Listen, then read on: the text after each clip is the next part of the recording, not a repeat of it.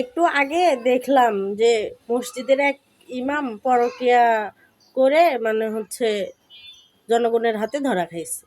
তো এখন মানুষ কার পিছে নামাজ পড়বে? মসজিদের ইমাম, তারই বিশ্বাস নাই, হ্যাঁ সেই পরকিয়া করতেছে।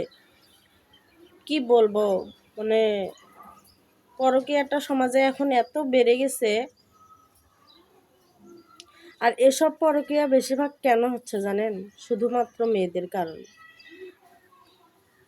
আমরা আমাদের এই সমাজে, সুশীল সমাজে মেয়েরা জানে শুনে পরকিয়া করতেছে। জানতেছে যে বউ আছে, বাচ্চা আছে, তারপরে পরকিয়া করতেছে।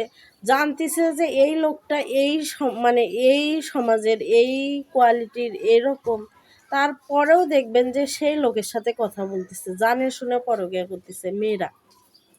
ছেলেরা তো চাবেই, হ্যাঁ। এই ছেলেদের প্রতি বিন্দু পরিমাণ বিশ্বাস করতে নেই। ছেলেরা এত বেশি খারাপ, বিন্দু পরিমাণ বিশ্বাস করবেন না।